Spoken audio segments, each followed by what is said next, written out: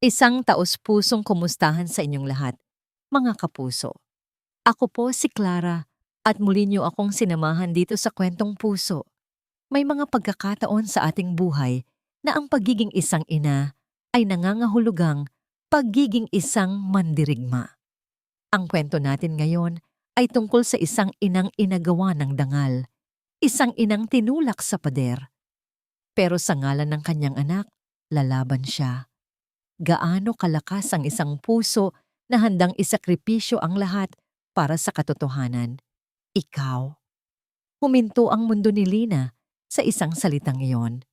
Ang boses ni Sir Victor Alonzo ay malamig, walang emosyon na tumagos sa katahimikan ng malawak na conference room. Lina Soriano, pagpapatuloy nito, ang mga mata ay kasing tulis ng dulo ng kanyang mamahaling ballpen. Ikaw ang nagnakaw ng confidential documents sa opisina ko. Hindi. Nag-uumpisang umugong ang kanyang tainga. Ang bawat mukha sa paligid ng mahabang lamesa, mga taong araw-araw niyang binabati, mga sahig na araw-araw niyang pinapakintab, ay nakatitig sa kanya. May halong gulat, may halong pag-aalipusta. Hindi siya makapagsalita. Ang mga kamay niya, ang mga kamay na kinalyo na sa pagkayod at paggamit ng panlinis, ay nanlamig. Ang mga kamay na ito na walang ibang ginawa, kundi ang maging tapat sa trabaho para may maipakain sa anak niya. Ngayon, tinatawag na kamay ng isang magnanakaw. Sir Victor, hindi po. Sa wakas, isang tinig ang kumawala sa kanyang lalamunan. Basag, mahina. Ngunit hindi siya pinakinggan. Isang senyas lang mula kay Victor at dalawang security guard na nakatayo sa likuran niya ang marahas na humawak sa kanyang mga braso. Ilabas niyo na yan. Ang utos ay pinal. Walang puwang para sa paliwanag. Walang puwang para sa kanyang katotohanan. Habang hinihila siya palabas, isa lang ang hinanap ng kanyang mga mata. Sa dulo ng pasilyo, sa likod ng isang malaking halamang nakapaso, nakatayo ang munti niyang si Mika. Nakayakap sa luma nitong manika, ang mga mata ay bilog sa pagkalito at takot. Nagtagpo ang kanilang mga mata sa isang saglit na yon. Isang saglit na kasing haba ng walang hanggan. Sa tingin na yon, sinubukan ni Lina na sabihin ang lahat. Huwag kang matakot, anak. Matapang si Mama. Ayos lang ang lahat. Pero alam niyang hindi. Dinala siya palabas ng gusali sa gitna ng mga matang mapanghusga ng kanyang mga katrabaho. Ang bawat bulungan ay parang karayom na tumutusok sa kanyang pagkatao. Ang pinto ng San Gregorio Health Corp, ang gusaling tinuring niyang pangalawang tahanan, ay nagsara sa kanyang likuran. Ang malamig na hangin ng gabi ang sumalubong sa kanya, kasabay ng bigat ng kahihiyan. Pagdating niya sa kanilang maliit na kwarto sa tondo, umupo siya sa gilid ng papag. Tulala. Paulit-ulit na naglalaro sa isip niya ang nangyari. Bakit? Saan siya nagkamali? Niyakap niya ang kanyang mga tuhod, pilit na pinipigilan ang mga luhang nagbabadyang tumulo. Kailangan niyang maging matatag. Para kay Mika, biglang umilaw at nag-vibrate ang luma niyang cellphone sa ibabaw ng mesa. Isang mensahe mula sa isang numerong hindi rehistrado. Nanginginig ang mga kamay na binuksan niya ito. Iisang linya lang ang nakasulat. Manahimik ka kung ayaw mong madamay ang anak mo. Ang salitang magnanakaw ay mabilis kumalat sa kanilang eskinita. Mas mabilis pa sa apoy. Paglabas ni Lina kinabukasan para bumili ng kaunting bigas, naramdaman niya agad. Ang mga tingin, ang mga bulungan. Sa maliit na karinderya sa kanto, ang mga dati palangiting kapitbahay ay biglang naging abala sa pag-uusap ng siya'y dumaan. Narinig niya ang isang pamilyar na boses. Siya yan, yung janitress daw sa San Gregorio. Nagpatuloy lang siya sa paglalakad. Nakayuko, yakap ang sarili. Ang kahihiyan ay parang isang mabigat na balabal na pumulupot sa kanyang mga balikat. Pag-uwi niya, sinalubong siya ng kanilang landlady, si Aling Puring. na may matalim na tingin. Lina, 1 linggo ka nang delayed sa upa. Nabalitaan ko, wala ka na raw trabaho? Paano ka makakabayad? Aling Puring, makakahanap din po ako. Pakiusap niya. Bigyan niyo lang po ako ng kaunting panahon. Panahon? Ang panahon, hindi nakakain yan. Sagot nito bago siya tinalikuran. Nang gabing iyon, habang mahimbing na natutulog si Mika, binilang ni Lina ang natitira niyang pera. Kakarampot. Hindi sapat. 1 tao lang ang naisip niyang maaaring makatulong, si Aling Nene, ang kaibigan niya sa trabaho, ang kasama niya sa tawanan at pagod. Kinabukasan, pinuntahan niya ito sa bahay. Nakita niya si Nene na nagwawalis sa kanilang bakuran. Nene! Tawag ni Lina. Nakita siya ni Nene. Ngunit sa halip ng ngumiti, nanlaki ang mga mata nito sa takot. Mabilis itong tumalikod at pumasok sa loob ng bahay. Isinarado ang pinto na parang may hinahabol na demonyo. Naiwan si Lina na nakatayo sa labas, tila sinampal. Maging si Nene. Bumalik siya sa San Gregorio Building, hindi para pumasok, kundi para umupo sa isang bench sa di kalayuan. Umaasa, nagbabaka sakali. Hindi niya alam kung ano ang gagawin. Habang nakayuko at gulong-gulo ang isip, isang lalaki na nagmamadaling maglakad ang hindi sinasadyang nabunggo siya. Kumalat sa semento ang mga papel na dala nito. "Ay, sorry miss," sabi ng lalaki. "Nako, okay lang po. Ako po ang may kasalanan." Mabilis na sagot ni Lina at dali-daling tinulungan itong pulutin ng mga papel. Nang iabot niya ang huling folder, nagtama ang kanilang mga mata. Doon niya nakilala ang mukha nito, isang binatang abogado na madalas niyang nakikita sa ikalimang palapag. Ang lalaki naman ay natigilan. "Teka, ikaw yung..." Tumangulang si Lina, handa nang tumayo at umalis dahil sa hiya. "Ako si Marco Aguilar," pagpapakilala ng abogado. "Nakita ko ang nangyari kahapon. Kung kailangan mo ng tulong, willing akong pakinggan ang kwento mo. Walang bayad." Isang sinag ng liwanag sa gitna ng kadiliman. Kahit nag-aalinlangan, isinalaysay ni Lina ang lahat sa maliit na opisina ni Marco. Ang pagbintag, ang paghila sa kanya, ang mensahe sa cellphone. Nakinig si Marco ng mabuti, ang mukha ay unti-unting nagseseryoso. Pagkatapos magsalita ni Lina, sumandal siya sa kanyang upuan at huminga ng malalim. "Ginang Lina," sabi niya sa tonong naglalaman ng bigat. "Ang problema po, base sa narinig ko, hindi lang ito simpleng pagnanakaw. Mukhang sinetap kanila para sa isang mas malaking kaso."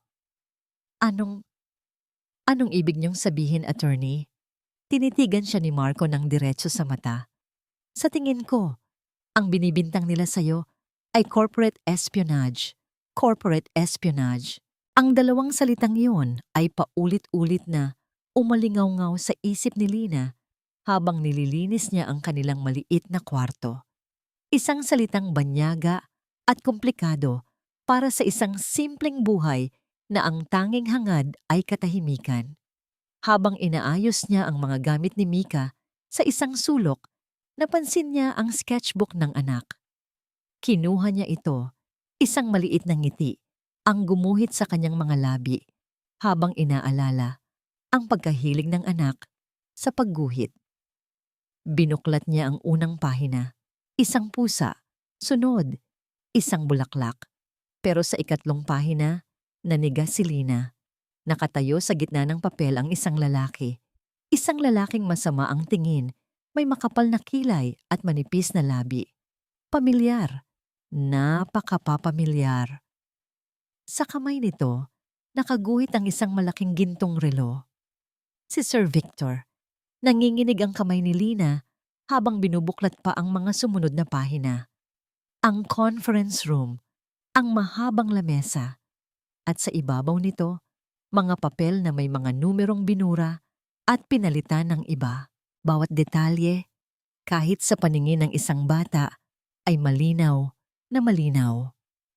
Ito ang nakita ni Mika. Ito ang katotohanan. Isang ideya, isang desperadong ideya, ang biglang pumasok sa isip niya. Kung walang sino man sa ibaba ang maniniwala sa kanya, marahil ang nasa pinakatuktok ay makikinig. Si Don Rafael Gregorio, ang may-ari ng lahat. Ang taong ang pangalan ay nakaukit sa gusaling iyon. Bago umalis, napatingin si Lina sa isang maliit at kupas ng litrato sa ibabaw ng kanilang aparador. Ang asawa niyang si David, nakangiti. "David, gabayan mo ako." Bulong niya sa hangin. "Kailangan kong maging kasing tapang mo ngayon." Dala ang sketchbook. Naglakbay siya papunta sa isang subdivision na ang mga bahay ay kasing laki ng mga palasyo. Sa wakas, natagpuan niya ang mansyon ng mga Gregorio. Ang mga pader nito ay napakataas at ang gate na bakal ay tila isang hindi malalampasang harang. Pinindot niya ang intercom. Isang magaspang na boses ang sumagot. "Sino po sila?" "Ako po si Lina Soriano. Gusto ko lang po sanang makausap si Don Rafael. Kahit isang saglit lang po." Ilang sandali ng katahimikan. Tapos, ang sagot na dumurog sa kanyang puso. Wala si Don Rafael. At wala siyang panahon para sa mga bisitang hindi inaasahan. "Umalis na kayo." Ang tunog ng pag-click ng intercom ay hudyat ng katapusan. Unti-unting nagsimulang gumalaw ang mabigat na gate. Isinasara ang anumang pag-asang natitira kay Lina. Tumalikod siya. Ramdam ang pait ng luha sa kanyang mga mata. "Mama!" Napalingon siya. Si Mika, na pala'y tahimik na nakasunod sa kanya, ay tumakbo. Bago pa man tuluyang magsara ang gate, inihagis ng bata ang kanyang sketchbook sa maliit na siwang. Isang malakas na kalabog ang narinig nang magsalubong ang dalawang dulo ng bakal. Naiwan sa kabilang panig, sa malinis at perpektong sementadong daanan, ang sketchbook ni Mika. Isang munting kwaderno ng katotohanan, nag-iisa sa gitna ng malamig na karangyaan. Nakasimangot na lumabas ng mansyon si Don Rafael Gregorio. Huli na siya sa isang mahalagang pulong. Naghihintay na ang kanyang driver sa tapat ng gate. Ngunit sa kanyang paglalakad, isang bagay ang pumukaw sa kanyang pansin. Isang maliit na notebook na nakahandusay sa kanyang malinis na driveway. Isang basura. "Pakitapon nga nito." Utos niya sa security guard. Walang ganang iwinagayway ang kamay. Subalit bago pa man ito makuha ng gwardiya, isang guhit sa pabalat ang nagpatigil sa kanya. Isang logo na pamilyar, ngunit matagal na niyang hindi nakikita. Ang lumang logo ng San Gregorio, isang krus na may puso sa gitna. Ang logo na siya mismo ang nagdisenyo noong nagsisimula pa lamang siya. Pinulot niya ang sketchbook. Isang di maipaliwanag na kuryosidad ang biglang bumalot sa kanya. Pinagpag niya ito at binuklat. Mga guhit ng bata, ngunit ang mga guhit ay tumpak. Nakilala niya ang conference room sa ika-20 palapag. Ang mga upuan, ang mamahaling chandelier. Napakunot ang noon niya. Sa isang pahina, naroon ang isang lalaki. Galit ang mukha. May gintong relo. Si Victor. Sa isa pang pahina, mga dokumento na may mga numerong binura at pinalitan. Isang di mapakaling pakiramdam ang nagsimulang gumapang sa kanyang dibdib. Para saan ito? Isang laro? Isang biro? Dinala siya ng kanyang mga daliri sa huling pahina. Doon, may isang maliit at paunti-unting sulat kamay. Mika Soriano. At sa ilalim nito, isang larawan ng isang lalaking nakangiti. Isang lalaking may mabait na mga mata. Sa tabi nito, nakasulat ang mga salitang, Tatay David.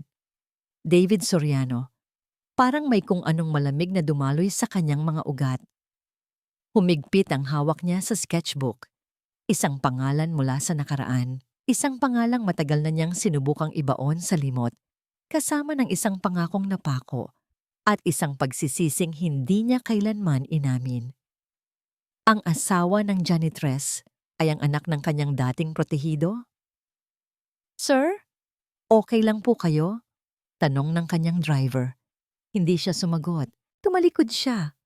Bumalik sa loob ng kanyang mansyon, ang pulong ay ganap nang nawala sa kanyang isipan. Umupo siya sa kanyang malaking silyang gawa sa leather. Ang sketchbook ay nakabukas sa kanyang harapan. Ang nangiti sa guhit ni Tatay David ay tila nang uusig. Dinampot niya ang telepono sa kanyang mesa. Ang kanyang mga daliri ay bahagyang nanginginig. Idinayal niya ang numero ng head office. Nang may sumagot sa kabilang linya, ang kanyang boses ay nagbago. Naging malamig at puno ng awtoridad. Hanapin mo sa archives ang lahat ng impormasyon tungkol sa isang dating engineer. Huminto siya sandali, huminga ng malalim. Pangalan niya, David Soriano. Nalaman ni Victor Alonso ang lahat. Mayroon siyang mga mata at tainga sa bawat sulok ng gusali. Nakarating sa kanya ang balitang si Lina Soriano ay nakikipag-usap sa isang dekalibreng abogado. Nakarating din sa kanya ang tungkol sa pagtatangka nitong pumasok sa village kung saan nakatira si Don Rafael, isang hamak na janitress. Naglalakas loob siyang lumaban.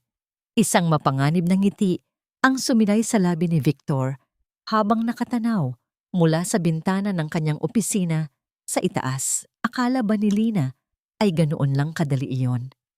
Kung gusto niyang maglaro, ibibigay ni Victor ang isang larong hindi niya kailanman mapapanalunan. Hindi niya gagalawin si Lina. Ang gagalawin niya ay ang mundo nito. Kinabukasan, habang tinuturuan ni Lina si Mika na magbasa, may kumatok sa kanilang manipis na pinto. Pagbukas niya, isang babaeng nasa edad 40, disenteng manamit at may dalang folder, ang bumungad sa kanya. "Magandang hapon po. Kayo po ba si Geng ng Lina Soriano?" "Ako nga po," sagot ni Lina, nagtataka. "Ako po si Mrs. De Guzman mula sa Child and Family Services Agency," sabi ng babae. Ang boses ay formal at walang emosyon. "May natanggap po kaming report. Isang ahente mula sa aming tanggapan ang ipinadala para imbestigahan ang inyong kaso. May nag-aalala po sa kapakanan ng inyong anak." Nanlamig ang buong katawan ni Lina. "Ano pong ibig niyong sabihin?"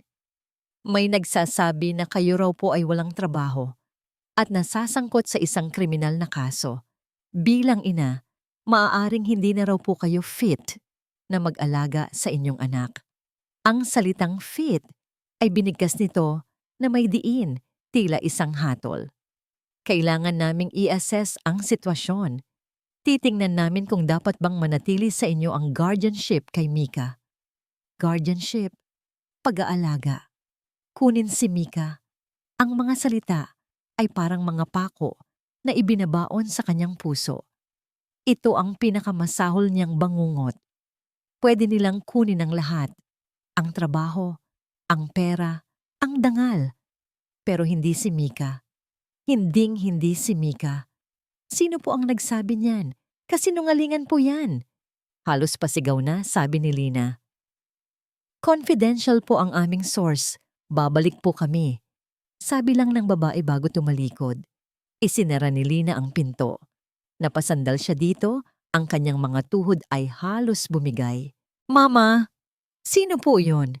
tanong ni Mika mula sa likuran niya. Humarap si Lina. Pilit nang ngumiti. Kahit pakiramdam niya ay sasabog na ang kanyang dibdib. Lumuhod siya at niyakap ng mahigpit ang kanyang anak. Mahigpit na mahigpit. "Wala yun, anak. Taga-health center. Kinakamusta lang kung okay ka." Nang gabing iyon, hindi siya nakatulog. Bawat kaluskos sa labas ay nagpapatindig ng kanyang balahibo. Bawat anino ay tila isang banta. Kinabukasan, tumawag si Attorney Marco.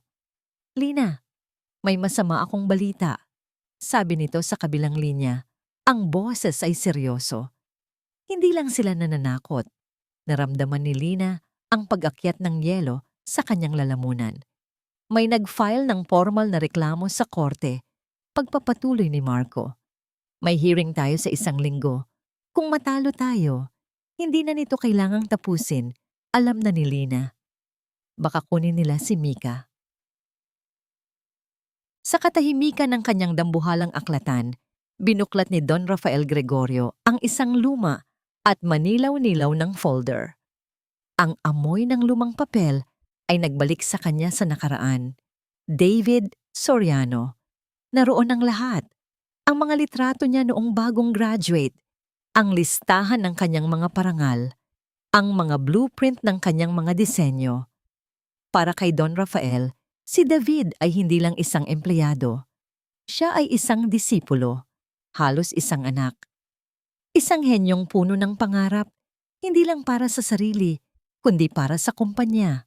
At naaalala niya, malinaw na malinaw, ang araw ng libing ni David matapos ang isang biglaang aksidente sa construction site. Ang yakap niya sa buntis na asawa nito, si Lina.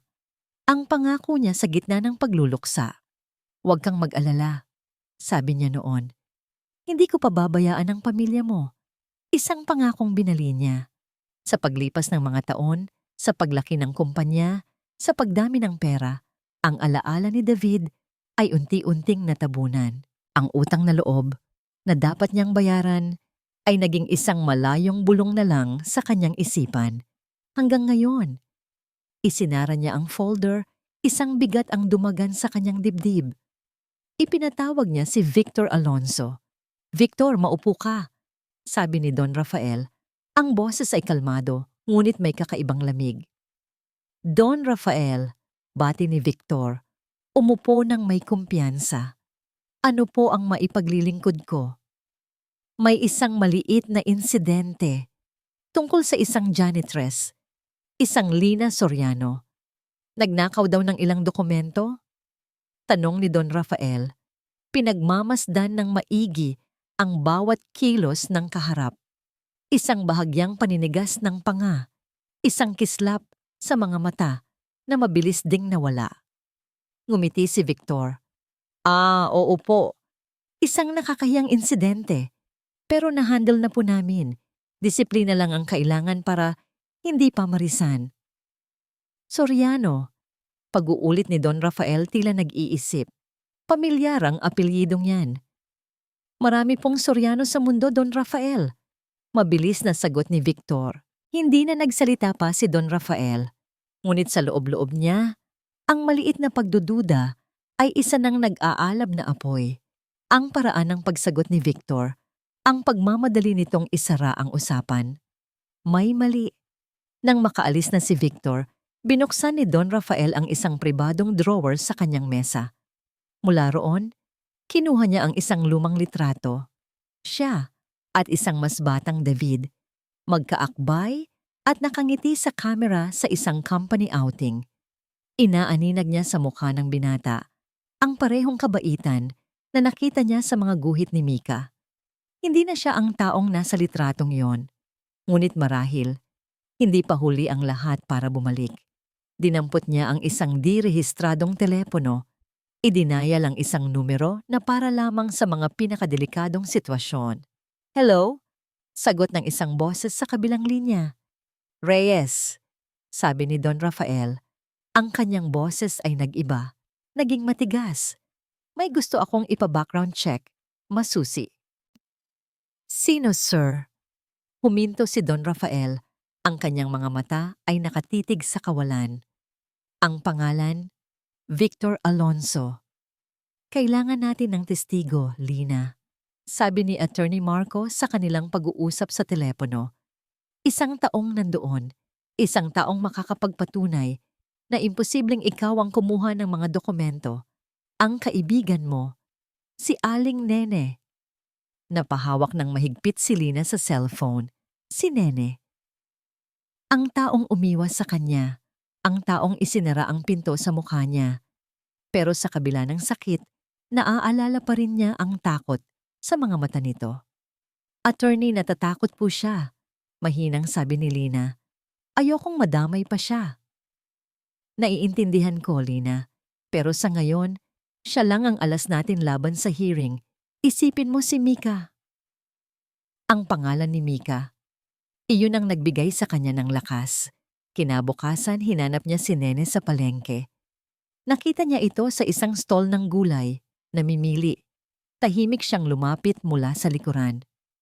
Nene, bulong niya. Napatalon sa gulat si Aling Nene. Nang makita kung sino ang tumawag, namutla ito at agad natatalikod sana para umalis. Ngunit hinawakan ni Lina ang braso nito. Mahigpit. Desperado. Nene, pakiusap.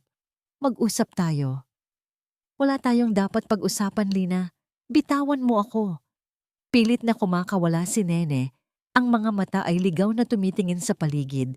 Takot na may makakita sa kanila. Hindi siya binitawan ni Lina. Sa halip nagsimulang mamasa ang kanyang mga mata. Nene, kukunin nila si Mika. Natigilan si Nene.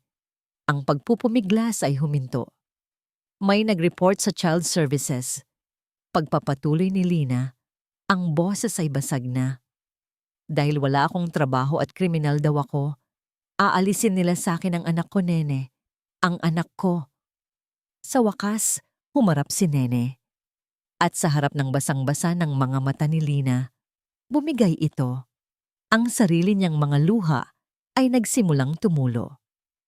Patawarin mo ako, Lina. Hagulgol nito. Patawarin mo ako. Hinila niya si Lina sa isang tagong eskinita, malayo sa mga mata ng mga tsismosa. Doon, sa pagitan ng mga pader na amoy lumot, umamin ito. Tinawagan ako ni Sir Victor, sabi ni Nene, nanginginig. Ang anak kong si Ricky. Alam mo namang messenger din sa San Gregorio, di ba? Sabi niya, isang salita ko lang para ipagtanggol ka. Sa kalsada, pupulutin si Ricky kinabukasan. Anong gagawin ko, Lina? Ina rin ako. Naintindihan ni Lina. Ang takot na yon. Ang pag-ibig sa anak na kayang magtulak sa isang taong gawin ang mga bagay na labag sa kanyang kalooban. Hindi galit ang naramdaman niya, kundi awa. Niyakap niya ang kaibigang umiiyak. Matapos ang ilang sandali, humiwalay si Nene. Pinunasan nito ang kanyang mga luha at tiningnan si Lina ng may bagong determinasyon.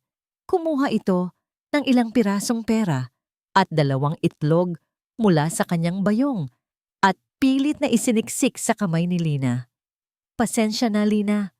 Ito lang ang kaya ko. Sa ngayon. Bago pa man makatanggi si Lina, nagsalita ulit si Nene. Ang boses ay halos pabulong na. Pero may ibibigay ako sa'yo. Isang bagay na itinago ko noong gabing yon. Baka makatulong. Ano yon? Magkita tayo bukas, sa simbahan. Doon, ligtas tayo. Sa loob ng simbahan, sa ilalim ng tingin ng mga santo, ang hangin ay mabigat sa pag-asa at takot. Inabot ni Aling Nene kay Lina ang isang maliit na bagay na nakabalot sa panyo. Isang USB flash drive.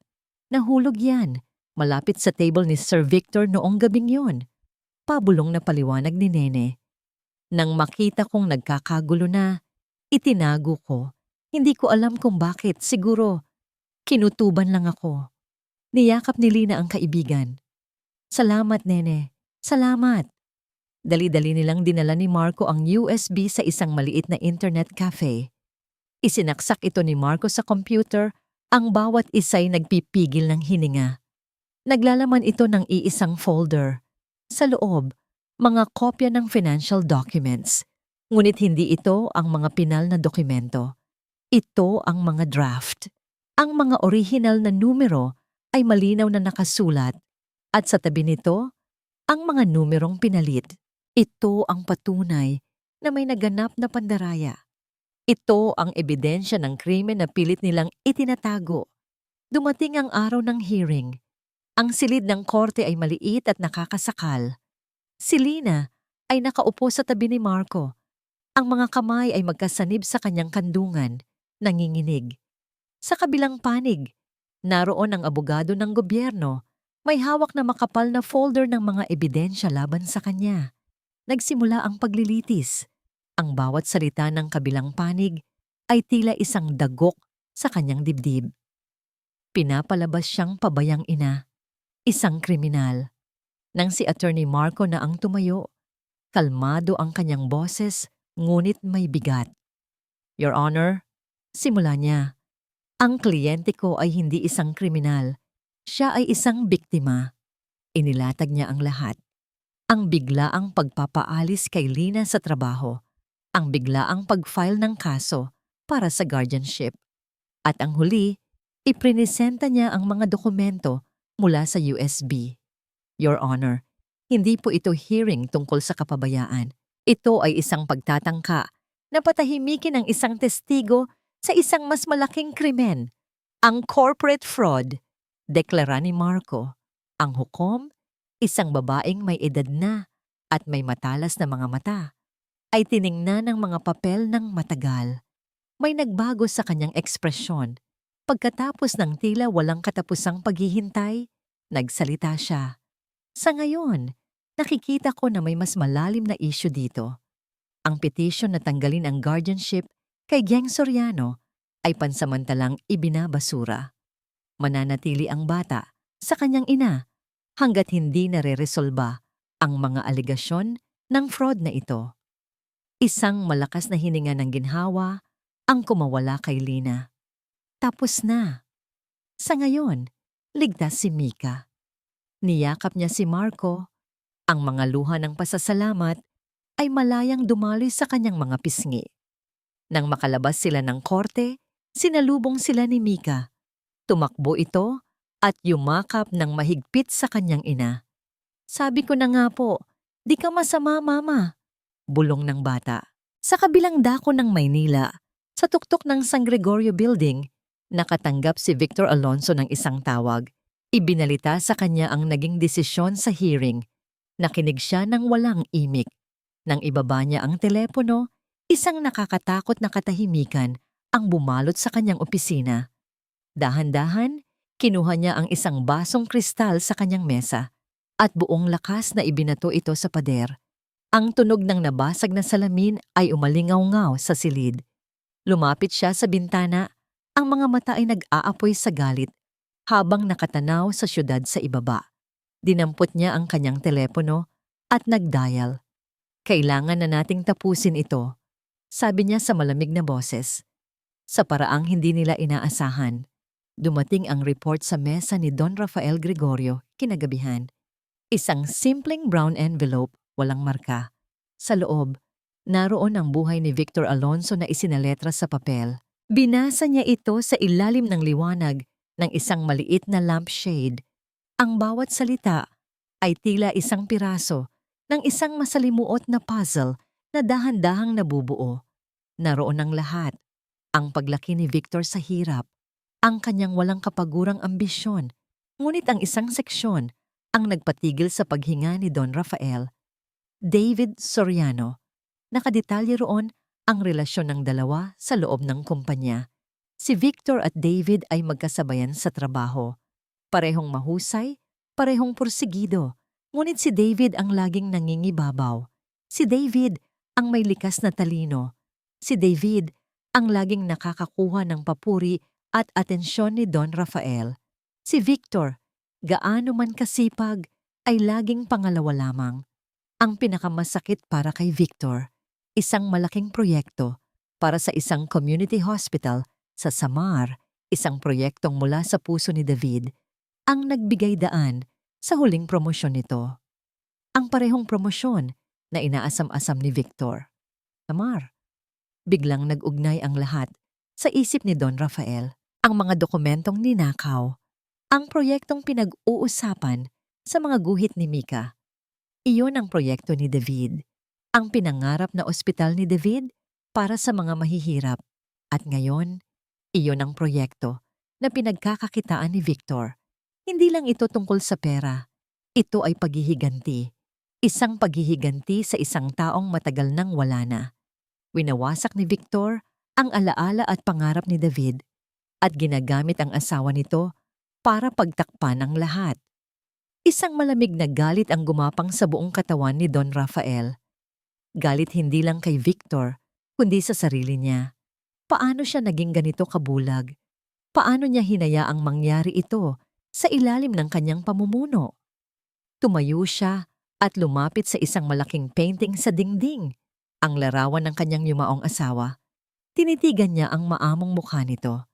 Ano kaya ang sasabihin mo sa akin ngayon, Elena? Bulong niya. Kung alam mo lang na nag-alaga ako ng isang ahas sa sarili kong pamamahay, kinailangan niyang itama ang lahat. Bumalik siya sa kanyang mesa, may bagong determinasyon, kinuha niya ang burner phone at nag-dial. Sa pagkakataong ito, hindi ang kanyang private investigator ang tinawagan niya. Ilang ring bago may sumagot sa kabilang linya. Hello, Aguilar Law Office. Si Attorney Marco Aguilar, please. Speaking. Huminga ng malalim si Don Rafael. Ibinaba niya ang kanyang boses, tinanggal ang lahat ng bahid ng pagiging isang bilyonaryo, at nagsalita bilang isang taong may daladalang pagsisisi. Mr. Aguilar, ako si Rafael Gregorio. Isang sandali ng ganap na katahimikan ang sumunod. Palagay ko, pagpapatuloy ni Don Rafael, mayroon tayong dapat pag-usapan tungkol kay Lina Soriano at sa asawa niya.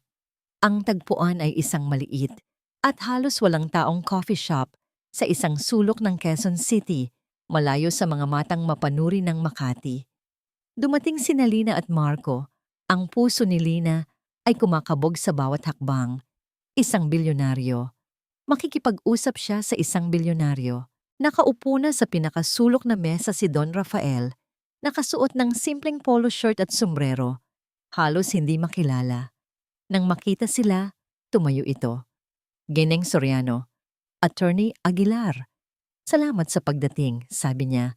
Ang boses ay may halong paggalang at bigat. Umupo sila. Ang katahimikan ay halos nakakabingi. Si Lina, hindi makatingin ng diretsyo. Si Marco, alerto at nagmamasid. Si Don Rafael ang bumsag sa katahimikan. Tumingin siya kay Lina at sa kanyang mga mata, nakita ni Lina hindi ang isang makapangyarihang CEO, kundi isang matandang lalaking may pinapasan. Lina, sabi niya, gamit ang kanyang unang pangalan. Walang salita ang makakapagsabi kung gaano ko pinagsisisihan ang nangyari. Ang pagpapabaya ko sa'yo at sa alaala ni David. Ikinuwento niya ang lahat. Ang pagiging malapit nila ni David.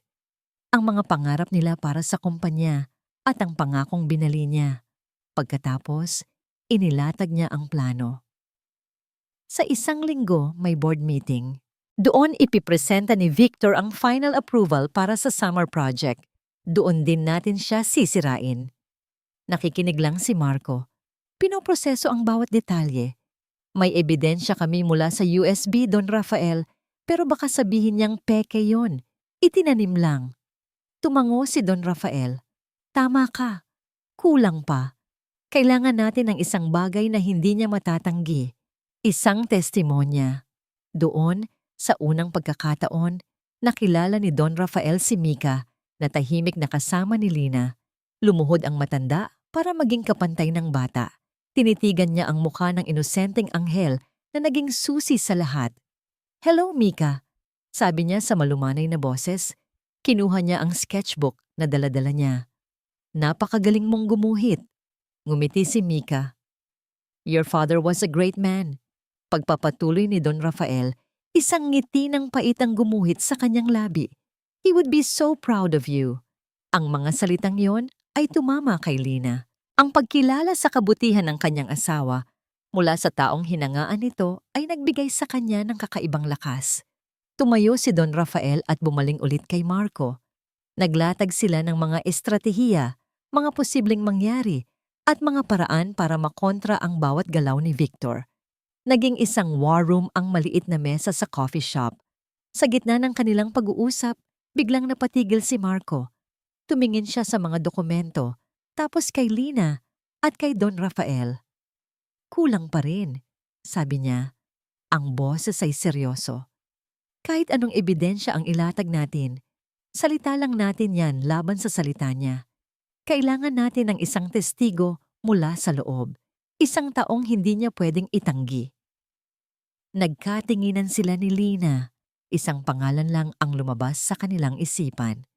Kailangan natin si Aling Nene. Ang conference room ay puno ng mga taong nakasuot ng mamahaling damit at alahas. Ang hangin ay mabigat sa amoy ng kapangyarihan at pera. Sa gitna ng lahat nakatayo si Victor Alonso. Ito ang kanyang sandali. Ang huling hakbang para sa kanyang pinakamalaking tagumpay. May kumpiyansa niyang inilatag ang mga numero, ang mga proyeksyon, ang mga pangako ng isang napakalaking kita mula sa Samar Project. Kaya mga Ginoo at ginang ng board, pagtatapos niya na may malapad na ngiti. Hinihingi ko ang inyong buong suporta. Palakpakan. Nang biglang bumukas ang pinto, lahat ng mata ay napalingon. Ang palakpakan ay namatay. Pumasok si Don Rafael Gregorio. Sa likod niya, nakatayo si Attorney Marco Aguilar. At sa likod ni Marco, naroon si Lina Soriano, ang hamak na janitress. Ang nangiti sa mukha ni Victor ay naglaho, napalitan ng gulat na mabilis naging galit. Anong ibig sabihin ito, Don Rafael? This is a closed-door meeting. Hindi na ngayon, Victor. Sagot ni Don Rafael. Ang boses ay kalmado, ngunit may bigat na parang bakal. Maupo ka. Naglakad si Marco papunta sa harapan. Mga miyembro ng board, paumanhin sa abala. Ngunit meron kaming kailangang ibahagi. Ang proyektong ito ay isang malaking kasinungalingan. Isa-isang inilatag ni Marco ang mga ebidensya. Ang mga dokumento mula sa USB, ang mga guhit ni Mika, ang testimonya ni Lina. Ngunit si Victor ay isang magaling na aktor. Tumawa siya. Isang tawang puno ng pangungutya. Nakakaawa, sabi niya. Umiiling. Isang desperadong janitress at isang abogadong walang pangalan. Gagawa ng kung ano-anong kwento para lang makakuha ng pera. At ikaw, Don Rafael, nagpadala ka sa drama nila? Marami sa board members ang nagsimulang magbulungan. Ang ebidensya, gaano man kalakas, ay maaring gawa-gawa lang. Ngunit hindi natinag si Lina. Sa halip na matakot, humakbang siya pasulong. Tiningnan niya si Victor ng diretso sa mga mata. Maaring kinuha niyo ang trabaho ko, sabi niya. Ang kanyang boses ay hindi na nanginginig. Malinaw, matatag. Pero hindi niyo makukuha ang dignidad ko at hindi niyo madudungisan ang pangarap ng asawa ko. Ang pagbanggit sa kanyang asawa ang nagpainit sa ulo ni Victor. Wala kang alam, sigaw niya. Wala kang karapatang magsalita rito. Tama na, sigaw ni Don Rafael. Ngunit si Victor, na alam na wala ng atrasan, ay handa nang baliktarin ang lahat. At sa sandaling iyon, bumukas muli ang pinto. Pumasok ang isang babaeng nanginginig, ngunit may determinasyon sa kanyang mga mata. Si Aling Nene. Lahat ng kulay ay nawala sa mukha ni Victor. Naglakad si Nene papunta sa harapan. Bawat hakbang ay tila 1 milya ang layo. Tumigil siya sa tabi ni Lina, huminga ng malalim, at humarap sa board. Mayroon po akong sasabihin. Ang boses ni Aling Nene, kahit nanginginig sa simula, ay unti-unting lumakas habang isinasalaysay niya ang lahat. Ang pagtawag ni Victor, ang pananakot, ang pagpipilit sa kanya na magsinungaling. Bawat salita niya ay tila isang pako sa kabaong ni Victor Alonso. Ang kanyang testimonya na sinamahan ng mga dokumento mula sa USB at ng bigat ng presensya ni Don Rafael ay isang puwersang hindi matitinag. Tapos na ang laro. Bago pa man matapos ang pulong, dumating na ang mga awtoridad. Tahimik at walang pagtutol na sumama si Victor. Ang dating hari ng tore ay isa na lamang bilanggo. Ang kanyang mukha ay blangko. Walang emosyon. Talunan. Kinabukasan, sumabog ang balita. Nagpatawag ng press conference si Don Rafael Gregorio. Sa harap ng kumikislap na mga kamera at nagkakagulong mga reporter, ginawa niya ang isang bagay na bihirang gawin ng mga taong kasing yaman niya. Nagpakumbaba siya. Nagkamali ako, sabi niya sa buong mundo. Ang kumpanyang binuo ko para magligtas ng buhay ay naging pugad ng kasakiman dahil sa aking pagkukulang at para doon, humihingi ako ng tawad. At pagkatapos, ipinakilala niya ang babaeng nasa tabi niya.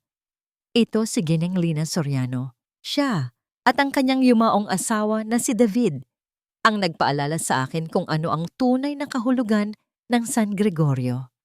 Inanunsyo niya ang pagpapatalsik kay Victor at ang pagsasampa ng lahat ng kaukulang kaso. At ang pinakamahalaga, inanunsyo niya na ang Summer Project ay itutuloy, hindi bilang isang negosyo, kundi bilang isang tunay na charity hospital. At bilang pagbibigay pugay sa 2 taong nagbalik ng kaluluwa sa kumpanyang ito. Pagtatapos niya, ang ospital na ito ay tatawaging the David and Mika Soriano Community Center. Isang bagong kabanata ang nagsimula para kay Lina. Hindi na siya ang janitress na kinukutya, kundi isang simbolo ng katatagan at katapatan. Ilang buwan ang lumipas. Ang groundbreaking ceremony para sa ospital ay ginanap sa isang malawak na lupain sa Samar. Sa gitna ng entablado, nakatayo si Lina, kasama si Mika, si Marco, at si Don Rafael. Habang pinapanood nila ang mga construction workers na nagsisimulang magtrabaho, tahimik na inabot ni Marco ang kamay ni Lina. Pinagsalikop niya ang kanilang mga daliri. Isang tahimik na pangako. Isang pag-ibig na isinilang sa gitna ng unos. At ngayon, ay handa nang mamukadkad sa sikat ng araw. Tumingin si Lina kay Marco at ngumiti. Isang totoong ngiti. Sa unang pagkakataon sa loob ng mahabang panahon, lumapit si Don Rafael kay Lina, may iniaabot. Isang maliit, makinang na susi. Hindi ito bayad utang, Lina, sabi ng matanda. Ang boses ay puno ng sinseridad. Ito ay pagpapatuloy sa pangarap ng asawa mo. Tinitigan niya si Lina nang may malaking tiwala. At gusto kong ikaw ang mamahala nito.